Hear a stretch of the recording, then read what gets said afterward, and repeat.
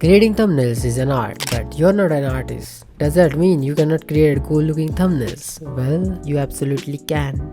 Not just kidding, because creating thumbnails is as easy as looking for the best thumbnail, downloading it, and boom, bam, pow. And that's it. Now you are an artist. But I call it the art of stealing, and you're not a robber, or are you?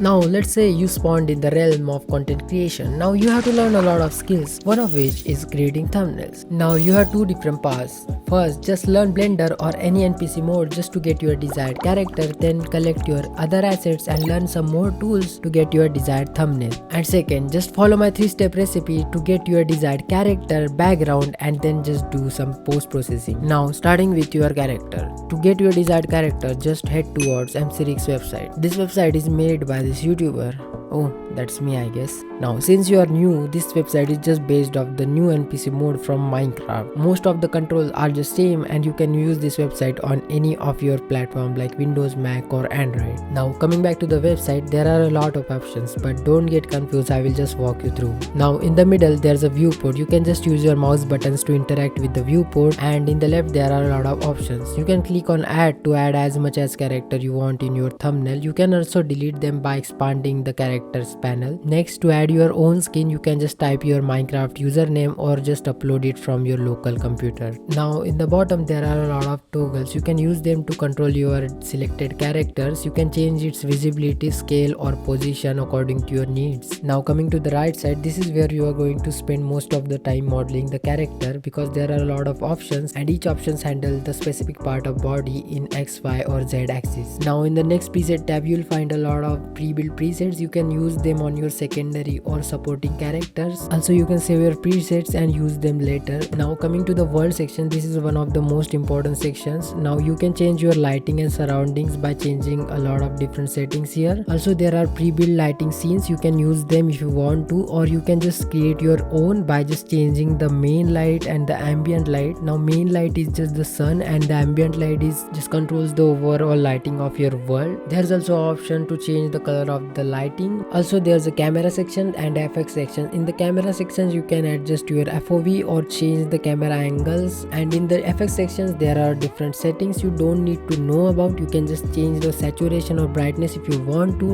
and leave the other options on their default values. Now alternatively you can also use the NPC Studios mode to get even better and higher quality Minecraft character, but it also requires a lot of experience, but the basic idea of the website and the mode is just the same. Now if you want to skip all of this and just get a Minecraft character with your skin in a high quality render, just follow this method which I personally use. For this, just head towards Nova Skin Wallpapers website. Now you will get confused because there are a lot of green colored characters with a random background. Just ignore the background completely and just look onto the character and its pose. Now cook a thumbnail idea in your mind and look for the desired thumbnail character in this library. And don't worry about the background because we can remove it later. Now after finalizing the desired character and the pose, just click on the thumbnail. Now upload your skin by clicking on the green colored character. Scroll down a little and increase the resolution to the highest point your device supports. Now click on the download button and download your thumbnail. Now to remove the background, you can use different types of apps you are currently learning, but since you are on a browser, you can use Photopea. It's just a Photoshop web version that is free to use. It's also available for Android,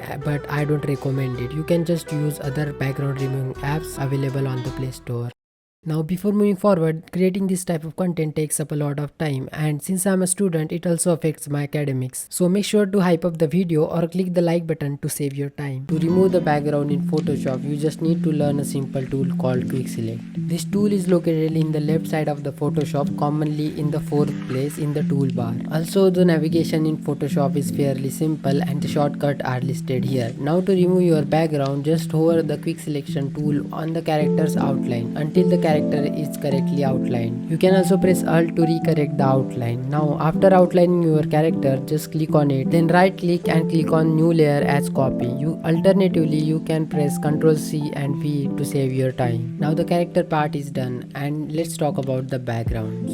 In most of the successful thumbnails, the background is fairly simple, but in some cases it serves the main purpose, and your character defines the quality of your thumbnail. Your character also helps you build the brand value you are trying to reach. Now the main purpose of your thumbnail is just to spark the curiosity in viewer's mind, either by the character, background or the text in the thumbnail. Now if you think your character is not sparking enough curiosity, just use a spicy background or text. Even after that you are still confused about your background, you can just use a custom background, because most of the YouTubers actually do use a custom background. But the main thing to keep in mind is which type of audience you are currently looking for. For example, if you are looking for a survival and hardcore type of viewers, just show them the huge builds and other different things to spark curiosity in their mind. Also, if you are a new creator, don't do anything out of the box. First gather some base audience and then try experimenting on them. Now let's assume that you got your background idea and it's time to blend the character and background together. First of all, align your thumbnail according to the background so it blends with the background, and try to make your character as large as possible because the thumbnail size in a mobile is so small. After aligning your character, just use camera raw filter to adjust the color of your character. For that, select your character layer and press Ctrl Shift A.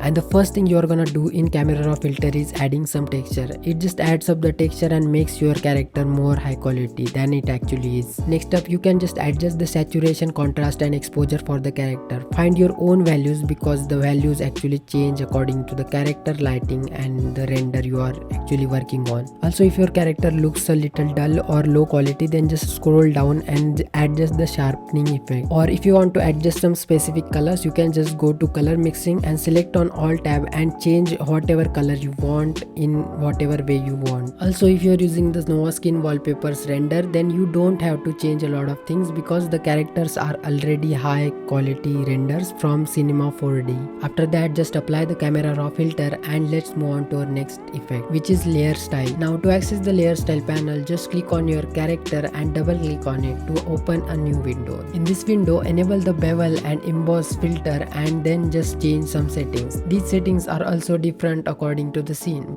Alternatively, you can copy my settings as well, but be sure to change the angle according to your lighting scene. And once you finalize the background and the character, you can just proceed with adding text into your thumbnail. It just adds more curiosity to the thumbnail and viewers are likely to click on your thumbnail. To do that, use the text tool and add your text, then adjust the settings from the upper right corner. Also, to add stroke or glow to the text, just double click on the layer to open the layer style, then enable the outer glow or stroke property and adjust the settings according to your needs. And finally, reposition your text and your thumbnail will look a lot better. But if your character still looks dull, you can just add fake shadows. To add the shadows, just create a new empty layer from the extreme bottom right corner of the Photoshop UI, and then make sure the empty layer is selected and then click on the lasso tool from the toolbar. Alternatively, you can use L to save your time. Now make a selection like this and then click on the brush tool. Alternatively, you can use B to save your time. Now adjust your brush size and hardness. To do that, just hover your mouse up, down or left, right while pressing Alt and right click. Now hover over your selection and there will be a shadow. Make it as dark as possible, then change the blend mode for the layer from the layers tab. Make sure the layer is selected and change the blend mode to overlay or soft light. It makes your shadows softer or make it look like it's a part of the character. And that's it. Now you know the basic tools and ways to create a Minecraft thumbnail, and now you can start your content creation journey without worrying about how to create simple thumbnails. I will also upload the in-depth Minecraft thumbnail tutorial, so be sure to follow around.